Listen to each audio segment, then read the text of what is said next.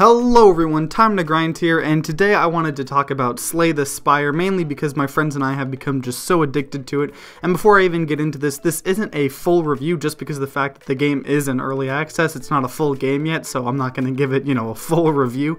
But I will probably at some point when the game fully comes out. I've been enjoying it too much to not make a video about it.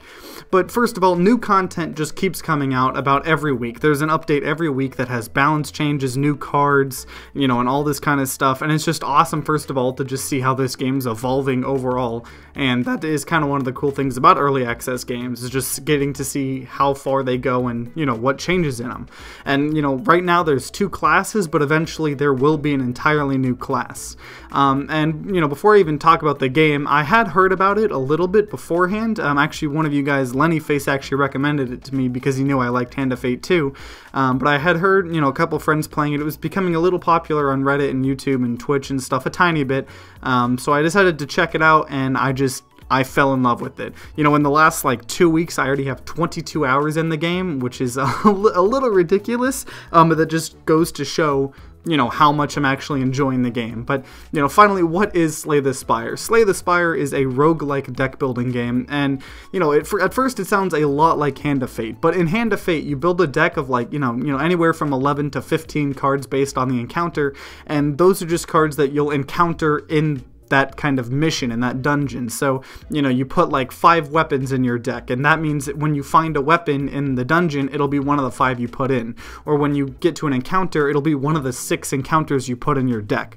It's kind of like that. While Slay the Spire, it's more like a traditional deck building game where you start with your 10 basic cards and you kind of build up your deck. So with the Ironclad deck as an example, you might have 5 strikes to begin with. You got your 4 blocks or whatever, and then you have a bash or something like that, and you kind of build up. So after every combat, you get to choose between 1 to 3 cards to add to your deck, and obviously if you don't want any of those cards, if none of them really work for the synergy you're trying to go for, you don't have to pick one. But you get to choose between, you choose 1 of 3 cards to add to your deck, and hopefully one kind of is the synergy you're kind of going for, and you get to put it in your deck.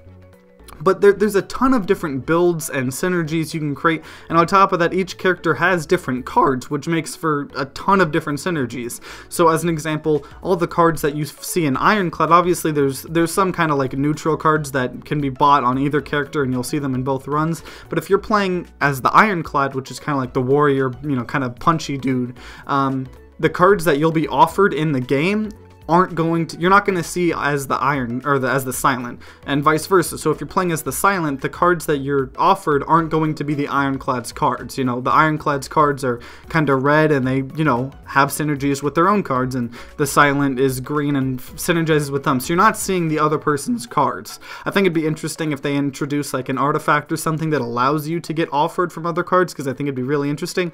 But you're pretty much deck building with just the cards of your class.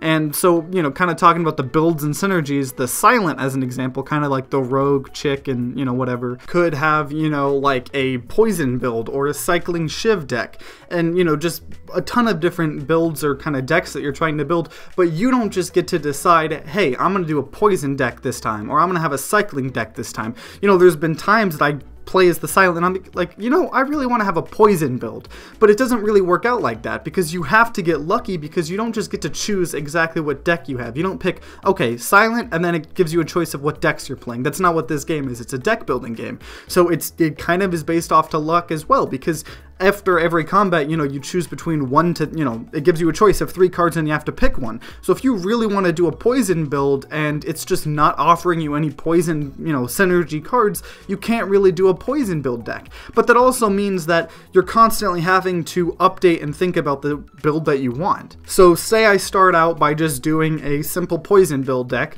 I got a couple poison synergy cards at the beginning, but then, kind of midway through, it's just not offering me any poison cards whatsoever, and I can't build on this poison build I was trying to do. But I kind of start to see some cycling cards and stuff like that, some card draw cards. I can kind of be like, okay, well, maybe I can incorporate some of, this strategy into my poison build and see how that works. And so it's obviously up to the player. There's just an infinite amount of possibilities of, you know, what types of decks and strategies you want in it, and it adds a lot of skill and replayability to it, because every time you play there's going to be different choices given to you and you're going to be able to pick different decks that you're trying to build for. On top of that, there are just tons of artifacts that are really awesome, and artifacts are pretty much just these items that are passive that are just very unique. And on top of having to kind of build decks around what cards you get, say you get a really good artifact for, say, a poison build, you might think, oh, okay, maybe I want to do kind of a poison build because I have a really good artifact for it.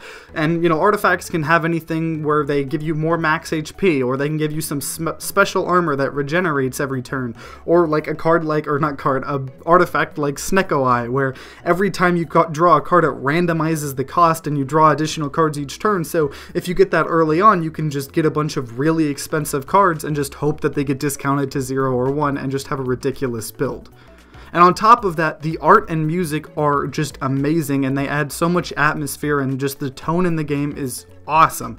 And even though the game is in early access, even if it didn't get updated anymore, I am already satisfied. For $16, I already have 22 hours in the game, and, you know, I'm already happy. And the thing is it is getting updated. They're adding an entirely new character which will have its own cards, its own synergies, its own decks to build around.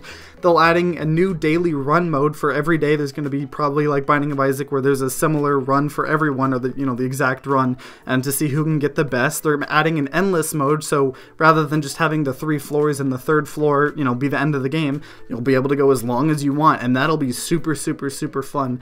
And plus, with how popular this game has become, just kind of out of nowhere, obviously, you know, the game deserves it. It's a really great game, but the popularity kind of just blew up. I wouldn't be surprised after the game fully releases to see, you know, additional updates, adding new things like, you know, characters or stuff, and, you know, whether it was free or DLC, I would be happy for it. I would be so happy to pay for additional characters, you know, with their own cards and everything like that. And this game just seems really awesome, and I'm really happy that I, you know, discovered it while it's still in early access, so I can kind of be like, oh, you know, when this game is really popular, I can be like, oh, you know, I played it in early access, you know, I helped, you know, find some bugs and stuff like that, and, you know, I was there when Apotheosis costed 0 mana, and it just upgraded your entire deck and was the most OP card ever.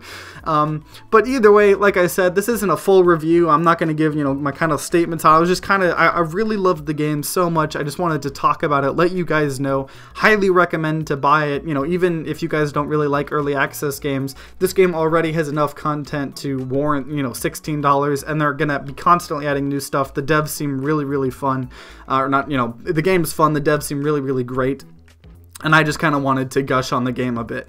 But if you enjoyed this video, then consider leaving a like down below and subscribing to see more content. Every Wednesday and Saturday there's going to be a new video up, so if you want to get notifications for that, definitely subscribe. And if you guys have played this game, if you guys want to play this game, any thoughts about it, let me know in the comments down below. I'd love to hear them all. And like always, guys, see you next time.